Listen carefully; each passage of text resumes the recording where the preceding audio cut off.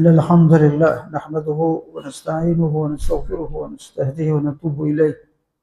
نعوذ بالله من شرور أنفسنا ومن سيئات أعمالنا. من يهده الله فلا مضل له ومن يضلله فلن تجد وليا مرشدا. أشهد أن لا إله إلا الله وحده لا شريك له وأشهد أن محمدا عبده ورسوله من لا نبي ولا رسول بعده. اللهم صل وسلم على سيدنا محمد وعلى آله وصحبه أجمعين. أما بعد. Salawat beserta salam terus kita sampaikan kepada Rasulullah Muhammad Sallallahu Alaihi Wasallam beserta para sahabat, keluarganya dan kita semua umatnya yang selalu istiqomah terhadap Islam. Kita lanjutkan kajian sebuah kajian kitab Minhajul Mu'min. Nah, di sini di kitab ini udah dibahas dari akidahnya, lalu kemudian ibadahnya, muamalahnya, adabnya, akhlaknya.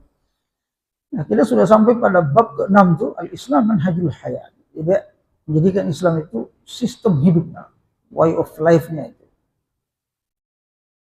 Nah, di antara sikap mukmin itu dalam hal sosial, Bapak Ibu, yang sudah kita bahas lama ini, ada namanya wa haqqul khalid. Sikap kita terhadap orang-orang yang kita pergauli sehari-hari, apakah itu teman kerja, teman sekolah, teman kuliah dan seterusnya, lingkungan kita, lingkungan sosial kita. Hakul khalid. Khalid itu khalato, tempat kita berbaur, campur. La taghurruhu wa la taghushuhu wa la takhda'uhu. Wattaqillaha tabaraka wa ta'ala fi amri. Teman relasi kita ini tidak boleh kita tipu, tidak boleh kita suap, tidak boleh kita seterusnya ya. Teman sekantor ini, atasan kita, tidak boleh kita suap, tidak boleh kita terlalu muji-muji gitu ya. Biasa aja. Nah, saya lihat ini di antara kalau kita ke kantor-kantor Bapak Ibu sekalian, Masya Allah, ya, sudah jadi rahasia umum gitu. Kalau dia bawahan, itu kerjanya itu muji-muji atasan biar naik pangkat. Ya, muji-muji atasan, kata orang-orang itu kalau nggak begitu Pak, kalau kerja itu harus begitu memang, jadi budaya.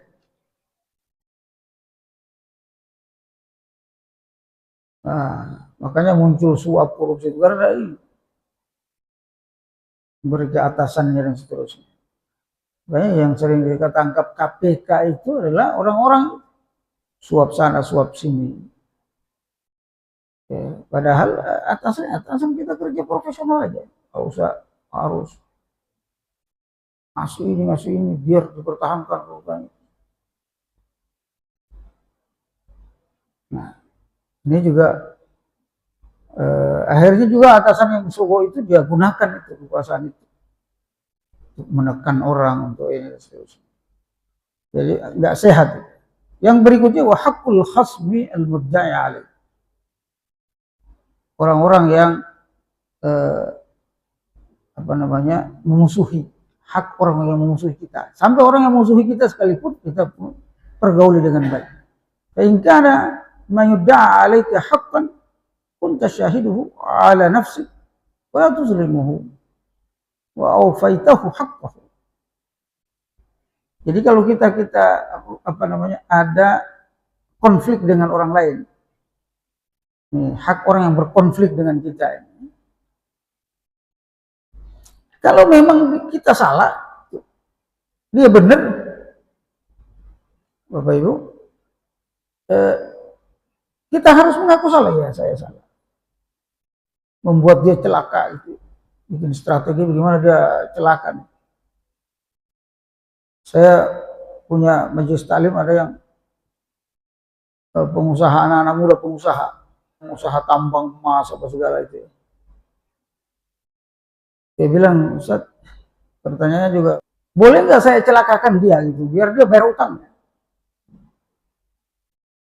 Saya bilang, maksudnya Saya juga nggak paham, ini dunia usaha. Saya panggilkan debt collector gitu, ya. Lalu debt collector itu ngancam dia, itu kalau dia bayar utangnya tuh kita ancam dengan itu. Boleh nggak begitu itu? Pertanyaannya hebat juga. Anak muda masih bujangan, tapi sudah besar usahanya. Haknya ini seperti ini, dijawab di kitab ini. Fa in kana ma yud'a 'alaika haqqan kunta syahiduhu 'ala nafsik fala tuzlimu wa awfaitahu haqqahu. Kalau dia itu memang kita menzolimi dia dan ternyata saksinya ada, terbukti bahwa kita memang, ya kita minta maaf. Jadi sportif, Bapak Ibu. Jadi di kita ini sportivitas itu kurang.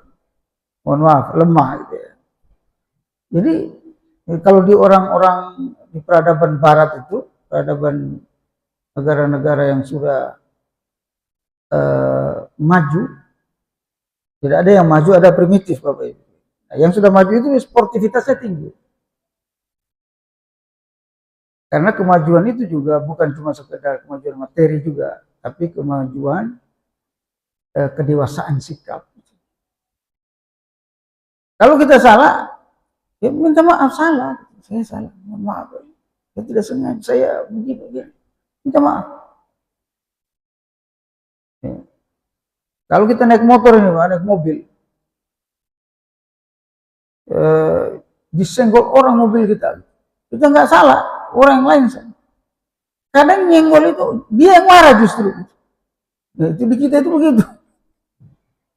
Kita udah parah, dia yang marah. Bapak sih diam di depan di tempat. Dia yang lagi macet ya sambal. Saya sering itu dalam hati ya, begini bangun manusia itu. Sehari-hari itu saya perhatikan. Dia yang salah, dia yang marah.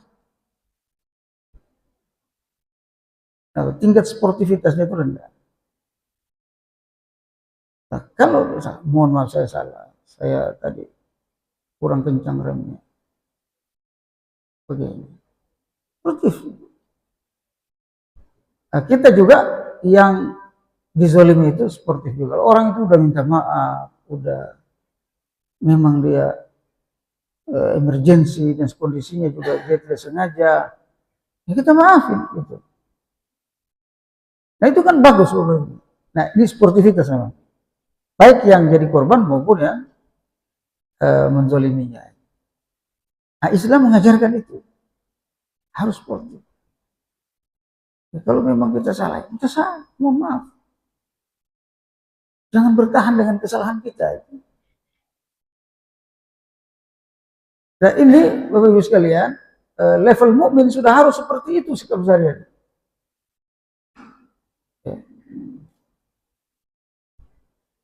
Wa awfaitahu haqqahu, dan tunaikan haknya. Wa in kana ma yud'a 'alaika batilan rafaqta bihi wa la ta'ti fi amrihi ghairu rifqi wa la tashat rabbuka min amrihi wa la quwwata illa billah.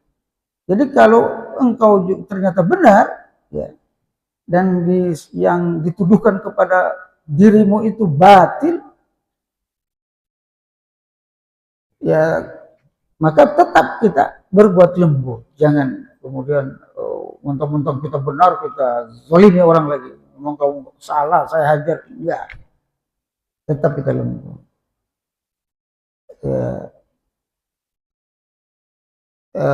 Saya pernah ditabrak mobil, karena saya nyetir sendiri ya. Tabrak mobil. Ternyata habis yang sebelah kirinya itu. Dia minta maaf, orang tuh maaf. Iya. Saya maafkan, maaf. Tolong jangan. Bapak kalau naik motor jangan. Ya, jangan. Saya buru-buru Pak, ya kita semua buru-buru. Masa? Kalau ini kan udah berhenti dia bayar. Orang juga nggak mampu bayar, saya juga nggak mampu bayar Pak. Jadi memang Bapak Ibu sekalian, mukmin itu tidak mudah makanya. Lalu emosionalnya juga harus terkontrol. Ini hakul khasm, orang yang konflik dengan engkau. Wa haqqu khasmuka alladhi yudda'a. Kata beliau juga, fa in kunta muhiqqan fi da'wak ajmalta mu'amalatahu wa la tajhaduhu haqqahu. Jadi kalau kita benar, ya, tetap kita berinteraksi dengan dia. Orang itu udah jelas zalimi kita, Pak. Tetangga nih, airnya masuk ke rumah kita. Udah dikasih tahu, Pak, tolong ditutup itu. Dia tiap cuci mobil masuk ke rumah kita. Udah dikasih tahu 3 kali. Nggak ngerti-ngerti juga, karena kadang orang itu keras hati gitu, Pak. Saya nggak lapor ke RT. Saya biarin aja gitu. Sampai dia nanti bosan. Kalau kita berkeras juga nanti nggak bagus hubungan tetangga. Nah, Bapak Ibu sekalian, ini muamalah model begini ini harus kita terapkan dalam hidup kita. Nabi Muhammad juga begitu, bermuamalah dengan orang, bahkan dengan non muslim. Sering ludahin Nabi. Diriwayatkan Imam Hasan Al-Basri. Hasan Al-Basri itu Sayyidut Tabi'in. Para ulama mengatakan Sayyidut Tabi'in, pemimpinnya para tabi'in. Rumahnya itu 2 lantai. Rumahnya 2 lantai. 2 lantai rumahnya. Dulu kalau di negeri-negeri Arab itu, Bapak Ibu sekalian, sampai sekarang ya, flat, ya, apa namanya, di atas itu ada orang lain, keluarga lain. Ternyata keluarga lain itu non muslim di atas lantai 2. Hasan Al-Basri lantai bawah.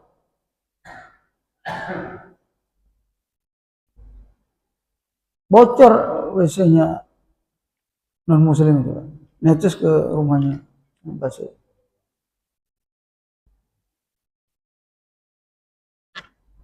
Dia tetakin itu pakai ember, tetakin bocor.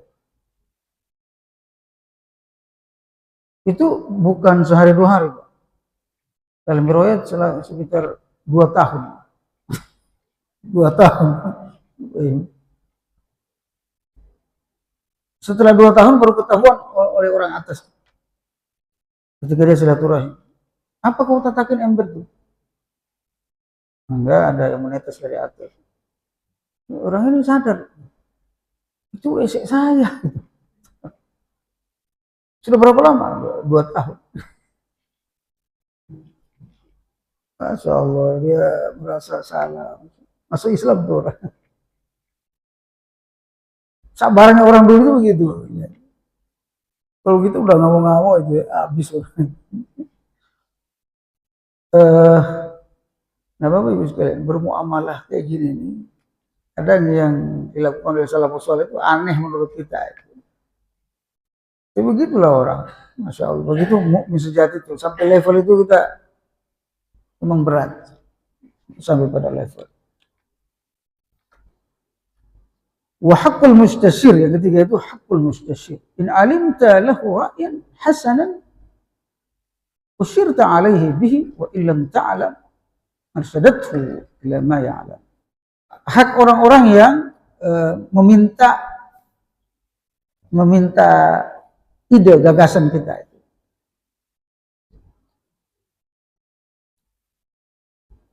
In alimta lahu ra'yan hasanan usyirta alaih wa illam ta'lam arsyadtahu ila man ya'lam. Kalau kita tahu apa yang ingin dia konsultasikan, kalau kita pahami, nah, harus kita jelasin. Ya, konsultasi bisnis, konsultasi sekolah, konsultasi keluarga. Kalau kita tahu, Pak, kita sampaikan. Ya. Tapi kalau kita tidak tahu, kita tunjukkan orang yang, mohon maaf saya tidak bidangnya di sini, mungkin Bapak bisa tanyakan. Nah itu juga mukmin itu begitu, haknya itu. Yang kita diam saja. Kenapa sih Bapak nanya-nanya ke saya?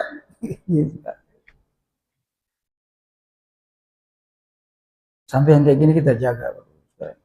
Insya Allah. Yang berikutnya itu hakul musyibu alaih. Allah tattahibu fima la yuafiquka min ra'ihi wa in wafaqaka ahmadta Allah wa jalla. Orang-orang yang hak orang-orang yang memberi nasihat. Ada sebaliknya, dia memberi nasihat kepada kita. Kadang ada orang suka ngasih nasihat itu ya. Pak, kalau ceramah jangan begini. Pak, kalau sholat jangan begini. Kalau ini jangan. Kan ada. Pasti ada antara kita. Nah, kewajiban kita menghadapi orang seperti itu. Kalau dia benar, apa yang disampaikan? Oh, terima kasih. Nah, itu tadi tetap sportif juga. Kalau dia salah, ya mohon maaf apa yang Bapak sampaikan salah, nggak begitu sebenarnya. Ini semuanya diatur oleh Islam. Wa haqqul mustansih an tuaddi ilaihi nasihah wa ilaika madhhabaka rahmah wa rifq. Ya. Orang yang minta nasihat. Zaman dulu Pak minta nasihat itu biasa. Zaman Nabi ada sahabat kalau mau ketemu Nabi itu bukan hanya sekedar silaturahim. Dia ketemu Nabi itu memang ingin dengar nasihat dari Nabi. Jadi pengajian begini ada pengajian umum Nabi SAW ada orang khusus yang minta nasihat. Ya Rasul, nasihati aku. Nah, Nabi SAW bersama banyaknya di antara hadis Nabi yang banyak itu di situ Pak. Orang minta nasihat. Bayangkan kalau budaya sahabat itu enggak sering minta nasihat, mungkin hadis Nabi sedikit Pak. Jadi ada orang nanya, ya Rasul, apa namanya? Apa yang bisa coba nasihati saya bisa saya masuk surga? Lalu Nabi bilang, kamu jangan sering marah. Nabi itu paham sahabatnya, Pak. Background sahabatnya dia tahu. Ini tukang, ini emosinya terlalu tinggi, ini temperamen ini enggak gitu. Nabi tahu, makanya nasihat Nabi itu pas dengan temperamen dia. Kata Nabi, la tabdo, jangan marah. Kamu jangan sering-sering marah. Oh gitu aja, gitu aja ya Rasul. Iya. Apalagi ya Rasul? Oh itu aja, la tabdo.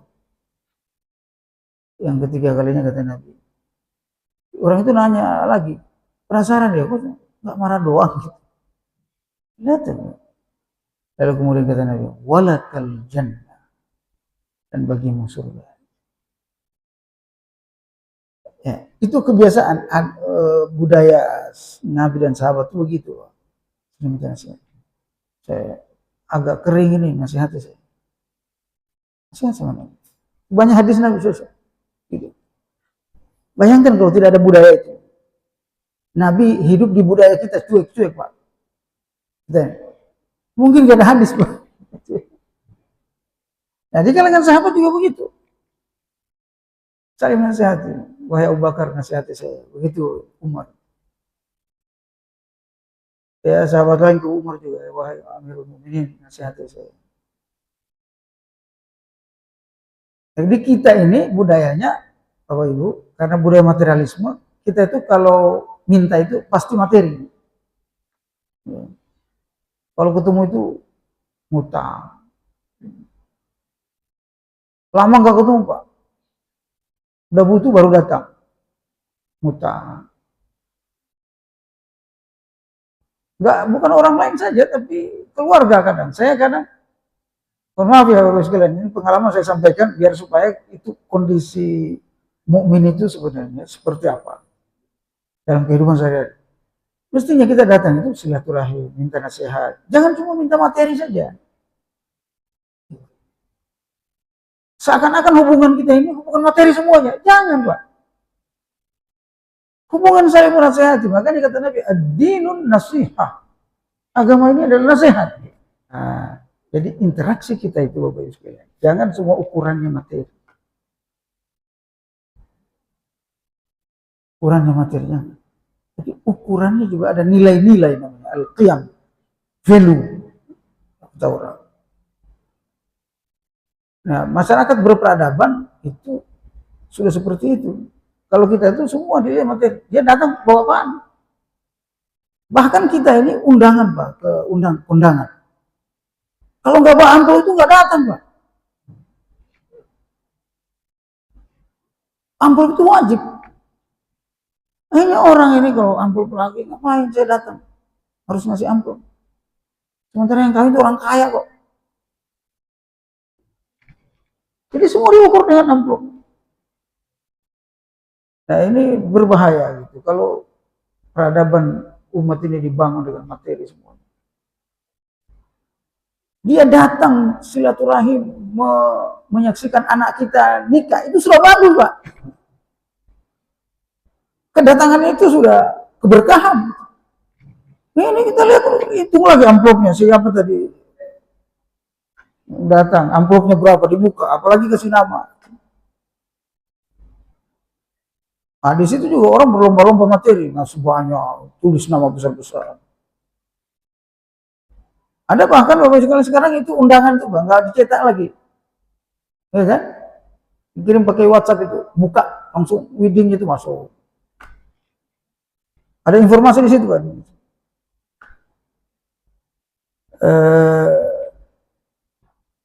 Apa namanya itu? Bawa-bawaan itu kalau itu hadiah ya. Nah, tidak menerima barang, bisa ditransfer.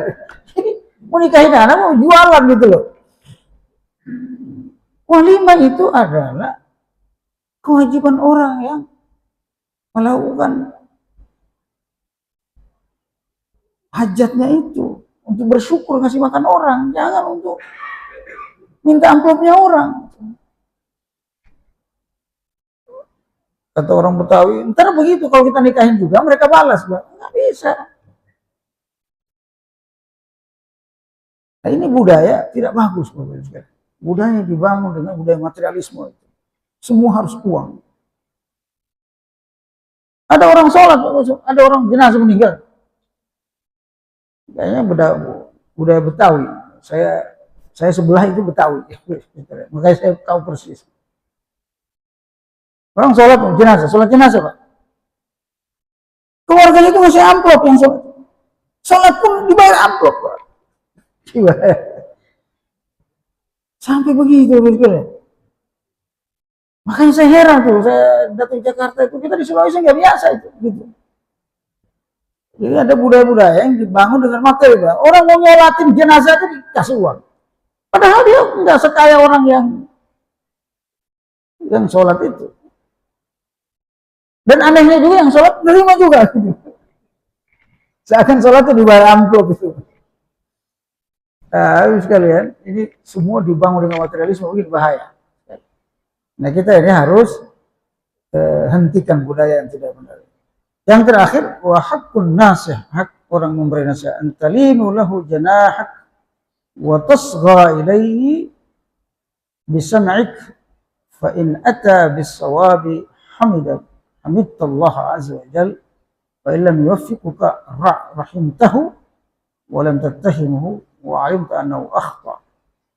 Jadi hak sikap kita terhadap orang yang beri nasihat itu termasuk yang penceramah dan sebagainya, kalau itu benar maka itu rahmat. Apa yang dia kasih tahu itu disampaikan itu rahmat. Ambil nasihatnya, terima nasihatnya, bagus nih. Nggak perlu lihat orangnya, dia kaya miskin, jelek, cakep dan seterusnya. Enggak, jangan lihat orang.